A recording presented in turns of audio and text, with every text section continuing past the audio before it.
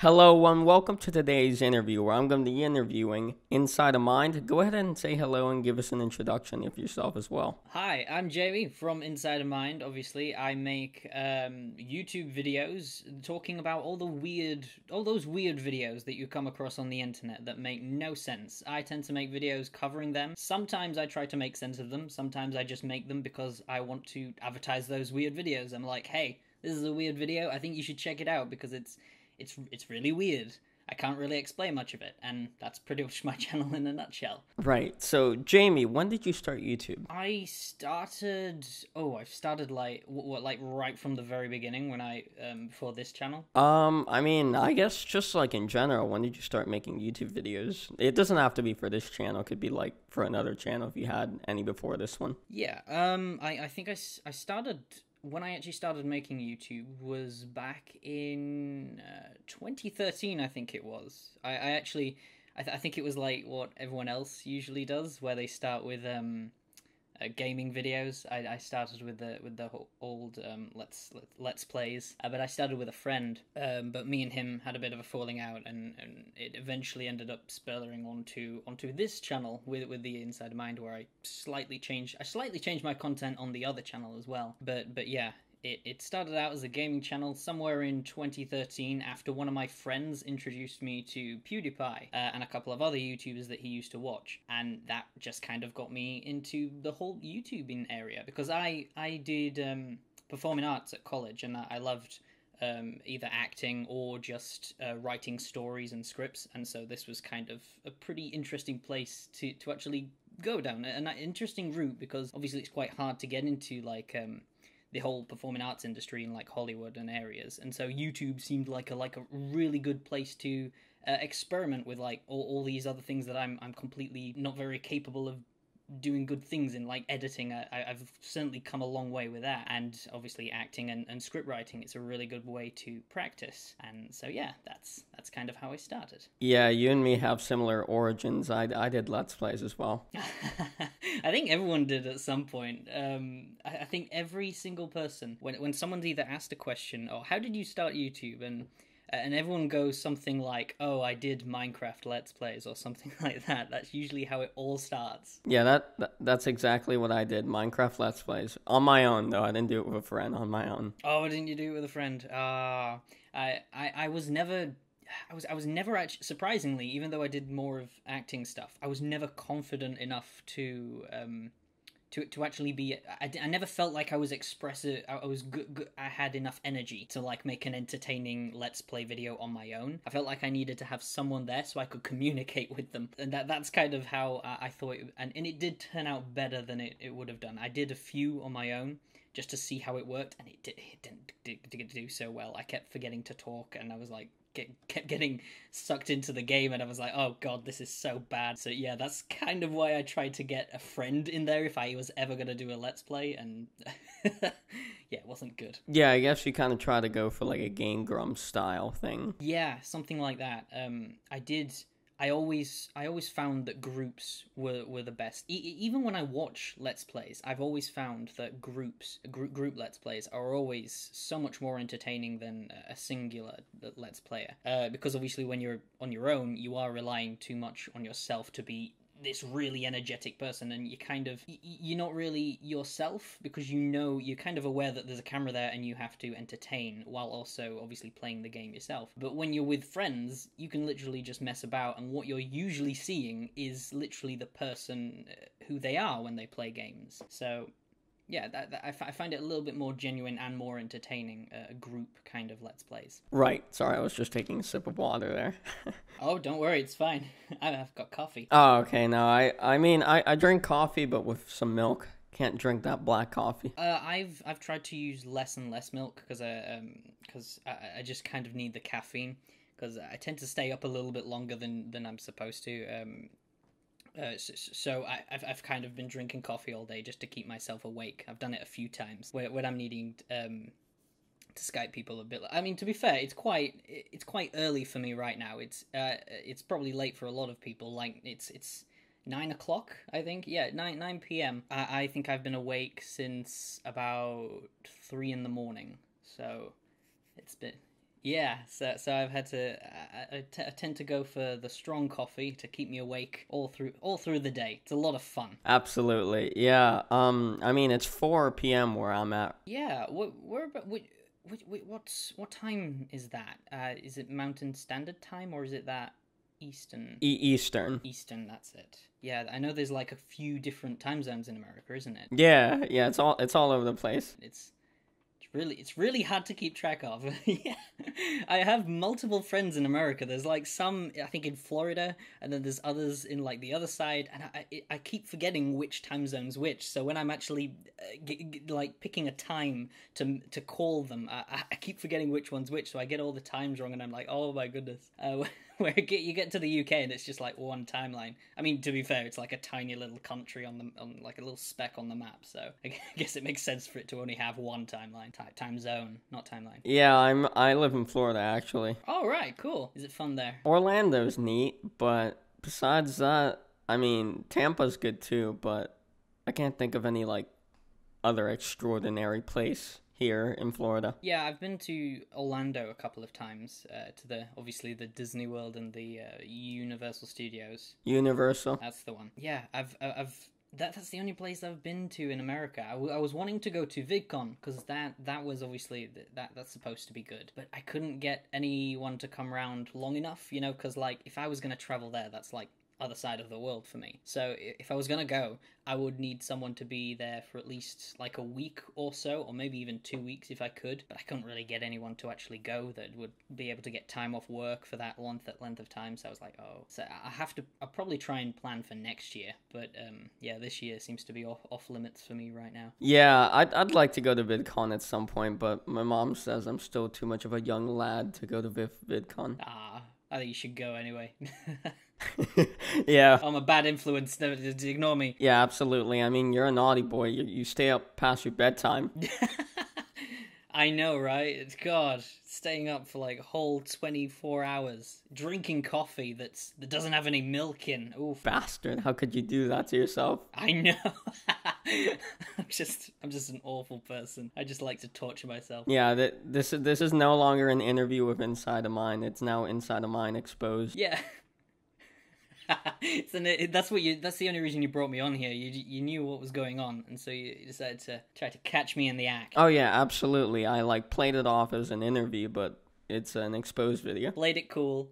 Alright, okay. I see what you're doing. This is what you do with all YouTubers, isn't it? Bringing them on, you know, just get them all cozy, relaxed. Okay. Yeah, now I just need you to say something racist, Jamie, and my exposed video's done.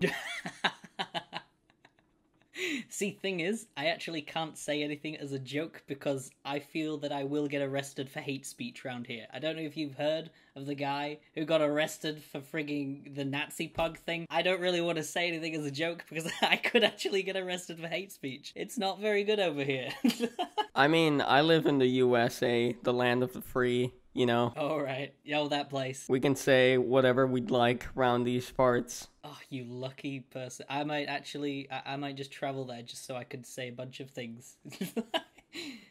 Oh, dear. Yeah, absolutely. Yeah, I mean, in your country, if you say one naughty word, you're done for. That's it, you're done for. You get a life sentence in prison. I don't know if it's a life sentence, but it's certainly a bit longer than you should have for what you say. Okay, so back on track to the questions. So my next question for you here, Jamie, is, so you divide your channel into like a few different series. You have the Inside the Mainstream, Inside the Unknown, and Halfway There. So out of those three, which do you prefer making an episode of? I would have to say Inside the Unknown.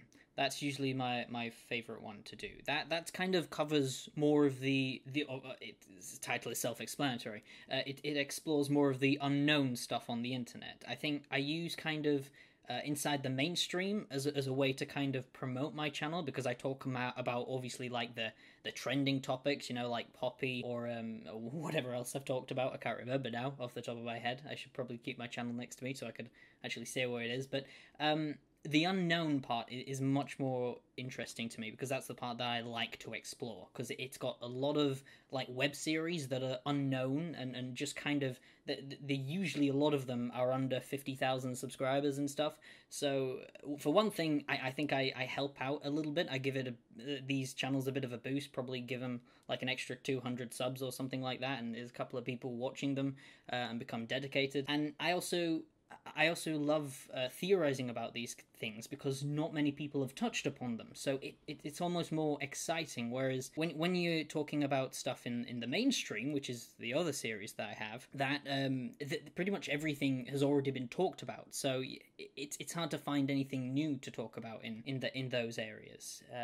So yeah, I think Inside the Unknown is probably is probably my favorite one to cover. Halfway There kind of does something similar, except I don't put as much effort into those, because they're kind of just like my instant reaction to a web series or something like that. Whereas Inside the Unknown, I spend a little bit more time researching what exactly it is I'm looking at. And Jamie, your profile picture says, "I'll be here waiting, TikTok." I was wondering why does it say that? Well, it kind of has, well, the actual backstory to that actually came from a Saki comment I made during a feud with one of my old partners on an old channel. So essentially, we kind of had a bit of a falling out at the end of the day, and he kind of really pissed me off, and I eventually ended up locking him out of the channel, and I actually changed the profile picture to, because I think we were in having conversations between one another, and we were and he was messaging, I think he was even threatening to take me to court or something like that, and I said something like that, and I replied to him saying, do something like, okay, we need to have this meeting. And he was acting so smug, because he thought he was in the driver's seat and in control of all this stuff. And he thought he'd frozen the channel or something like that. I think he thought he'd frozen the channel so I couldn't upload or do anything. And when I messaged him, he didn't reply to me. I think we were planning a meeting, and he didn't reply or anything, and it was like 3 or 4 days had gone by and he was still not replying, and I was like, well, I can't... The only reason he's not replying is because he thinks that I can't do anything. He thinks that he's in the driver's seat and that I'm just on the back seat here struggling because the channel's frozen. So what I did was, I was like, I'll upload a video, I will change the banner, and I'll change the profile picture to show him that the account is not frozen, I am in charge, and he needs to start replying to me. And I changed the channel, because I changed it to I'll be here waiting TikTok, because I am waiting for his email, because he is being a Saki twat when he's supposed to be replying to me. And sure enough, when I uploaded the video and I changed everything, he then replied to me saying that you should need to take that video down and all of that other stuff. And then I kind of took it onto my new channel afterwards in this new font, and it just kind of stuck in the end. But that is the actual story behind how that text got there. It's also incorporated into a few other things I've done, but that is the original story behind it. Right. And so I mean, I really have nothing like to input about it, so I'm just listening in to your story. I know. Yeah, no worries. All I have to say is that, man, go to hell. Yeah, if you're listening. Yeah. Yeah, that's a good one. Yes, definitely. All right. Yeah, just tell him to fuck off if you ever see him again or talk to him again. Okay, so Jamie, you recently hit 100K. So I was curious, you're gonna do anything special for that? I do have something special for that. Like I said earlier, I actually have started making sub-specials that tell like its own little story. And the last sub-special I did was for like 60,000 subs, which was a couple of months ago. And I have another one planned for 100,000 subscribers, and I do actually have the video all finished. And I actually started a bit of a puzzle going on online, and some people who entered into this puzzle and did the things that was asked, I have actually sent the link out to those people, and they've seen the video, and I think they're even making theories on the video as well. It is essentially like a mystery kind of story, and it's the next piece of the puzzle. So I think in a couple of weeks' time I will be making that video public. and it will obviously be my 100,000 subscriber special. Alrighty then. So, for your videos, Jamie, how do you pick, like, which theory you're actually going to make a video on? It sort of varies because I go through comments and pretty much messages, and I go by what messages I get. I check out what people send me, and if anything just grabs my attention that I feel like I'd want to talk about, that I feel like it would keep my attention for the entirety of writing a script, researching and editing it, then I'll make a video on that particular topic. So it's usually if someone has recommended to me something and I find it and I really enjoy what they've shown me, I decide to look into it more and probably make a video on it. That's kind of how my mind works. Sometimes it doesn't always go according to plan, because there has been quite a few times where I've like found a video and thought it was great and started researching and writing the script, and then at some point I've just kind of gone, yeah, this is not very good, and I just eventually end up cancelling it. So yeah, there's not exactly a definitive way on how I choose to write a script, to pick a video. It is just really, if I come across something, I like it, I'll give it a go and see if I can actually turn it into a video. Have you ever, like, looked into a theory, but then you've, like, pulled out and just, like, been like, no, scrap that, not making a video on that? Yeah, I've done that. There's been a few times. I think sometimes it's not even a theory. It was sometimes like maybe a review. The most recent one I did was a review on a cancelled show that was a part of my childhood, and it was called Reaper. I think it was an American show, and it was about a guy who'd sold his soul to the devil, and I thought that was like a really cool mystery kind of thing that would be interesting for my channel. But as I started writing the script, and I got about, I've got about nearly 4 or 5 pages into it, and I was just like, this is not working. And so, yeah, eventually I just ended up scrapping it, because I just kind of lost that passion to making it, and I just didn't find it as interesting as I first thought it was, which is quite strange because I managed to get through quite a lot of it, obviously. So yeah, there's stuff like that where I could almost get to very near the end of a video, and then I just scrap it because I just think it's not going to be very good. That must be awful. Like, you just, like, you're done with all the hard work, and it's like, oh, no, not liking this. Oh, yeah, it is. I'm just like, yeah, it is. It is not good for a YouTube channel either, because, you know, obviously you have to be, like, really active on YouTube half of the time. So if you're, like, making a video and you've put all this time in, let's say you've uploaded a video and then you've started straight on another video, and it takes you a week or so to make that next video, and then you just decide to, hey, I'm going to scrap this because it's not very good. You've then just wasted an entire week researching that video, and you're also due to upload another video on the channel, otherwise you're going to end up with like 2 weeks in advance without an upload. So it doesn't really help me. I've probably got to try and work on that. When making a video, I've got to try and I've been trying to do that more often, where I actually just see a vision through and upload it regardless. That could probably turn out bad, but at the same time, it is one of those not uploading can really obviously not help if you have certain levels of anxiety and stuff like that. So yeah. Yeah, absolutely. Yeah, some people say, like, they get anxious before they, post a video or whatever. I could definitely understand that. I mean, I don't. If I feel, like, good with an interview that I've made, I'm like, I like it. There's probably going to be people out there that don't like it, but that's just a YouTube game, Yeah, that is. I don't think I've had too many problems. Usually when I've made a video and stuff, when the ones that have obviously ended up on the channel, I've really enjoyed those. I think it's just that last little part when you're about to push public, I get all these thoughts going in my head. It's like, what if nobody likes it? What if everybody just hates it? Is it really as good as I'm thinking it is? And it's one of those that you just start having all these things running through your mind, and you're like, oh dear Lord, what am I doing? And then you click public and everyone likes it, and you're like, oh, I always knew that. It's brilliant. Yeah, it's kind of like, oof, what a relief. Yeah, it's like, whew, thank goodness. that was a close one. Oh. Yeah, I mean, I personally don't get that. Like I said, I'm just kind of like, if I like it, you know, it's kind of like some people won't like it, some people will. It's kind of like it's not a win-win situation. It never really is. Yeah, well, I think everyone's different, isn't it, when it comes to making a video into, well, in everything, to be honest. So there'll be some people who will be paranoid of uploading a video, and then there'll be somebody who will be just fine. You know, they'll be just like, yeah, this could get a bit of hate. This could be liked. Oh well, just publish it and see what happens. Okay, so my next question, Jamie, here is: have people like suggested you look into certain theories? To certain theories, yes. I've actually had just recently I've had a lot more people suggesting me theories on Twitter.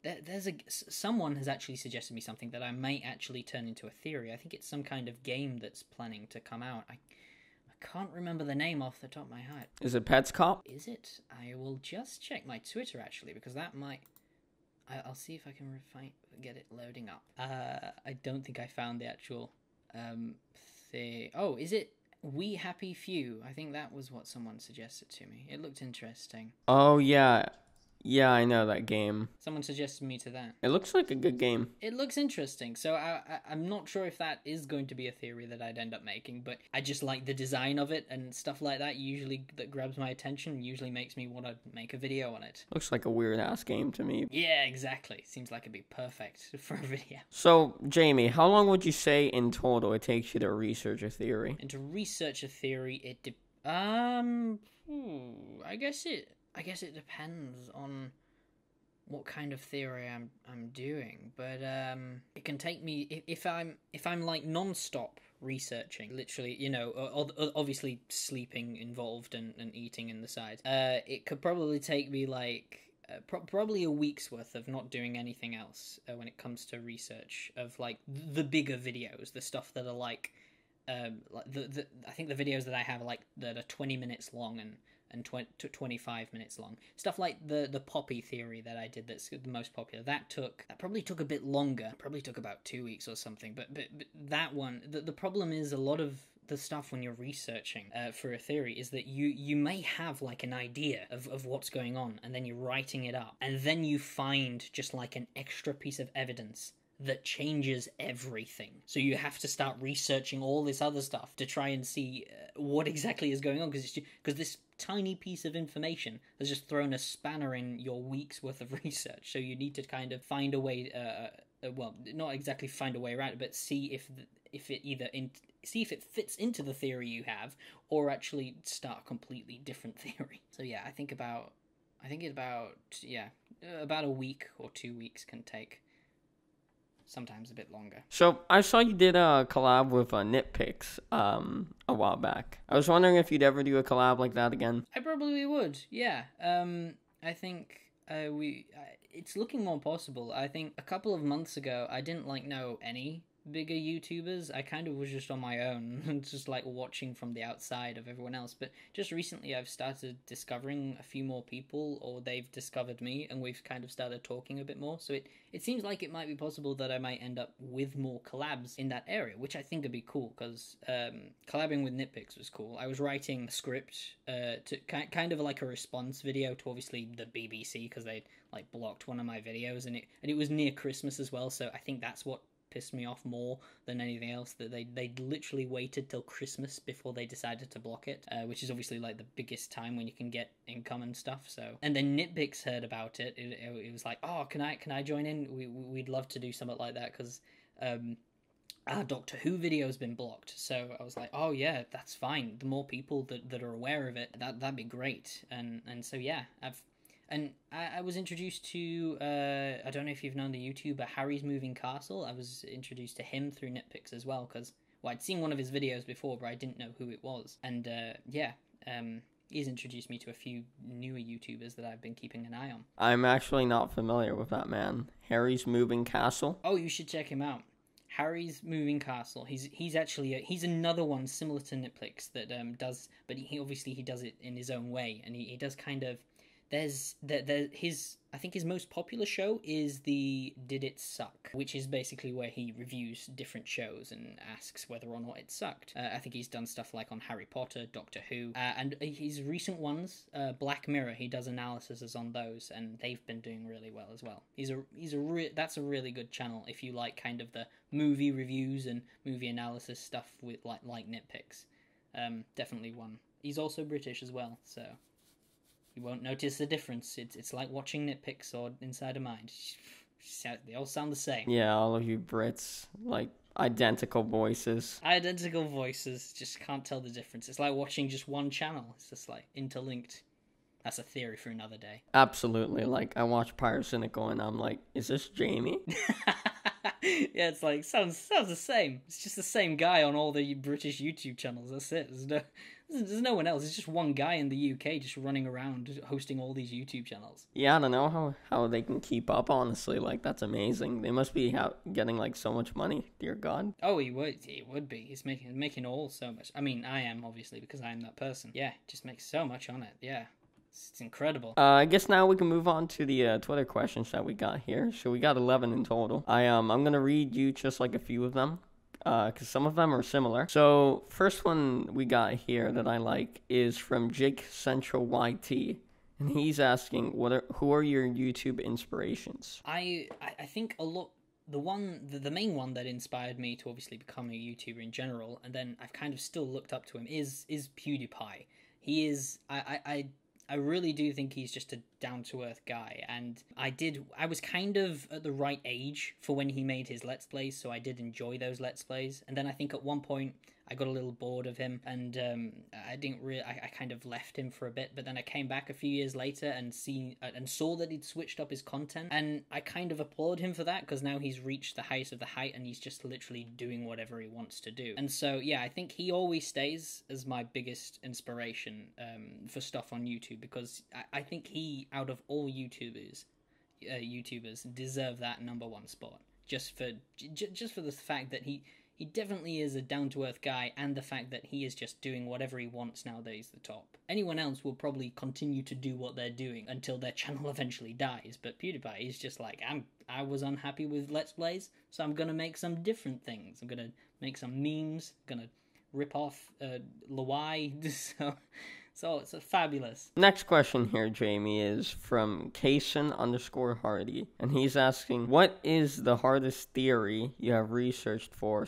/ made up? I'll actually go back to the Poppy one, because, like I said earlier, there was a piece of information or somewhere that, like, I had a theory for Poppy and what was going on, and then I think I was just going to, like, quote something. I was like, I just need to check this website just to get this quote and place it into the script. And then when I researched it, I read a little bit more, because I was like, I didn't see this before, and I read it and I was like, this changes everything. And I ended up spending so much time on that, and it was almost, I was just racking my brain trying to put everything together, because I know, like, Poppy now, if you search it, you pretty much, all the information that I mention in my video, it can easily be accessible in like 3 seconds, because Poppy is so big now. But when I made the video on her, she was only this was before, like, PewDiePie, Game Theory, and Fine Bros ever made videos on her, so every piece of information was incredibly harder to find. So I think that was the hardest theory to make, just to find the information that I presented in that video. Yeah, that's definitely the hardest one I've ever had to do. This next question is from Master Digix.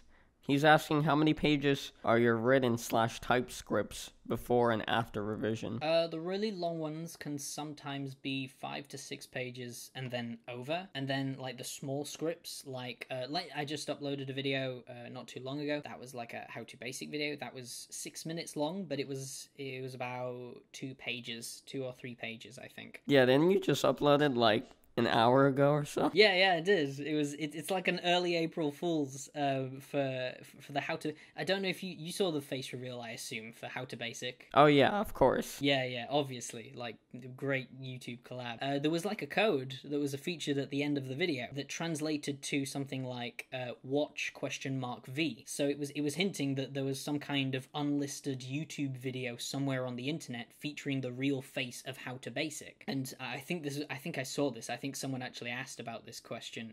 What is the how to basic ARG? But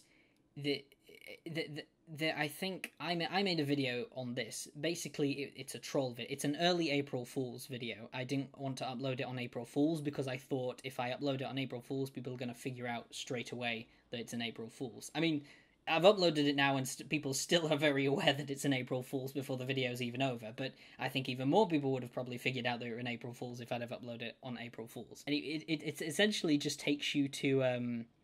there's 11 characters that you need to find to find this how to basic video, and so I've taken the 11 characters from the Never Gonna Give You Up video, the link, and I've placed them in my video talking about them, and essentially, you know, it's a rickroll, a giant 6-minute rickroll for people who are wanting to do that, because I don't think there is an unlisted video. I think with it being so close to April Fool's, How to Basic is trolling the ARG community, that like to the puzzle solving community. So I thought it's pointless actually looking for this video because I don't think there is one, so I'll just make a fake video instead. Right. Last question here, Jamie, from Twitter. Comes from speedboy_500. Very sexy at. What tips do you have for someone who wants to plan and write their own ARG? It is kind of hard to say because there's a lot. It's like a question like that. It's kind of asking, can you give us tips on how to start a YouTube channel? You know, there's just so many answers you could give to it. I guess one of the things you shouldn't do is if you create an ARG, which is I assume you know what an ARG is. Do you know it all? I'm a little familiar with them, but not extremely. Just know them from like your channel and stuff. Yeah, they're obviously just kind of like little stories scattered around the internet that you can find yourself. And usually the creator plays as a character online. He doesn't play as himself, obviously. So one of the things I would say to not do if you ever start an ARG is message theory channels in character. If you message theory channels in your character trying to promote your ARG, theory channels will usually ignore you, or kind of analysis channels, or any channel that talks about these kinds of web series. Because I'll tell you right now that all these theory channels or analyst channels already, they get messages like this every day, and it's nothing new. They get people playing as their characters, promoting their channels like every day, and it just kind of gets rather annoying at that point. Because if you can message them, if you want to message a theory channel about your ARG and just like ask for some advice, that's perfectly fine. I would highly advise not to message them in character because people do it all the time. And another thing for ARGs, make sure the codes that you put in and the puzzles actually fit the story that you're doing. Make sure it makes sense. I think I actually made that mistake in the very early stages of my channel when I was vaguely familiar on what an ARG was, and I was kind of just testing the waters. And I made that mistake of like putting in some codes that just didn't really make much sense to the whole thing. So yeah, those are the two main things I can think of off the top of my head. Again, there are like so many things that you could give out to start an ARG. I'm still learning in that area as well. So yeah, cool. All right, well, that's it for the Twitter questions. Thank you to everyone who asked one. Sorry if yours didn't get in. I apologize. Please just don't murder me for it. Yeah, thanks. I'll tell them to be nice to you. Yeah, please do. Please don't make me like just delete my YouTube channel because of that. Right. So, Jamie, I've got one last question for you here, and then that's it. So, with your channel this year, what new and different things do you plan doing to it? I have a new series actually that's slowly going to be coming out. I have those main 3 channels, but there's a new one that I've just kind of recently begun making. Oh, actually, no, there's 2. Sorry.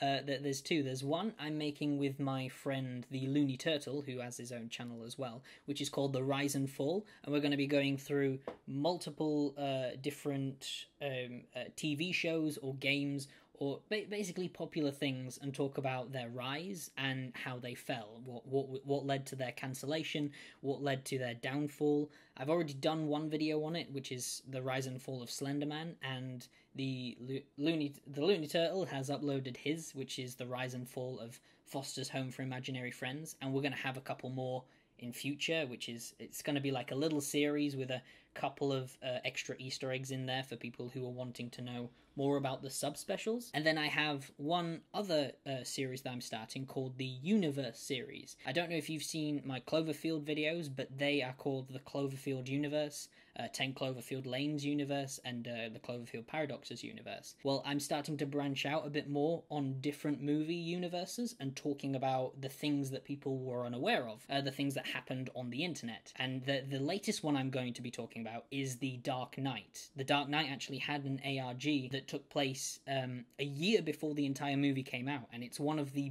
biggest puzzles to have ever just taken place on the internet. And I am actually currently putting it all together in a script, and hopefully it's going to be a pretty good video, and it's going to be the next in this hopefully successful new series of mine. So yeah, those are the new things I have planned for the future, and obviously I'll be expanding more of the story in my subspecials, providing that I hit more milestones in the future. Right, yeah.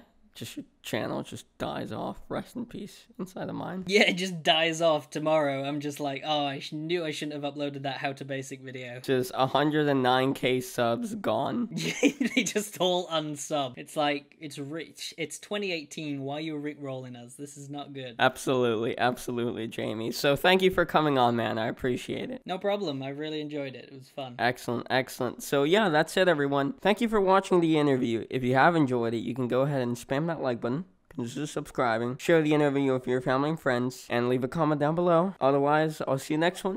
Take care, and goodbye.